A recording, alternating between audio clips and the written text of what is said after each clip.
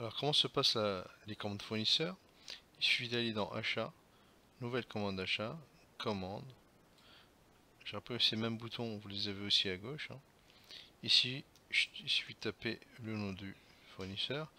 Alors j'ai une petite question, voulez-vous passer une commande automatique? Si je dis oui, le système va regarder tous les produits que j'achète chez Metro et également si les produits sont en dessous du seuil de déclenchement des commandes. Et là il me demande est-ce que je dois également rajouter des fournisseurs dont Metro n'est pas le fournisseur par défaut. Je vais dire oui. Par défaut il me propose deux produits, le Coca et le Sprite. Et il va calculer la quantité comment? Quand je fais un clic droit, je fais ouvrir la fiche, juste pour que vous puissiez comprendre. Donc je suis dans l'onglet, dans le produit Sprite. Quand je vais dans l'onglet, je regarde que le stock actuel il est à 5, il est dans le rouge, il est en dessous du stock minimum de déclenchement des commandes. Le stock minimum, c'est vraiment le stock minimum de déclenchement des commandes. Donc il y en a 24 par colis. Le système va calculer la différence entre les 5 unités et le fait d'arriver à 30 colis.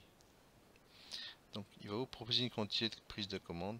Évidemment, ces quantités, vous pouvez les modifier par période, voilà, en été, on vend forcément plus de boissons qu'en hiver, etc. Tout ça se paramètre.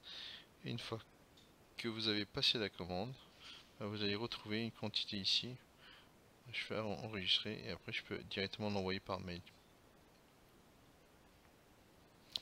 Alors 3 jours après je reçois ma commande. Donc je veux retrouver ma commande, je fais recherche du commande d'achat, je vais dans ma commande, je vois ma commande métro, je regarde les quantités si c'est exactement ce que j'ai reçu.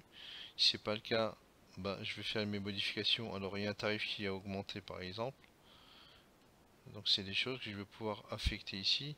Il faut évidemment que mon total en bas colle à ma facture. Si j'ai des frais de transport, je peux les mettre en bas à droite. Plus 50 euros, 50 euros. Ça peut être un pourcentage de mon montant. Je l'enregistre. Et je le passe en facture. Générer document suivant. Ou en BL ou en facture. Quand je le génère en bon livraison, il me demande si c'est une livraison totale ou partielle. C'est une livraison totale. Automatiquement, là, le produit est rentré dans mon stock.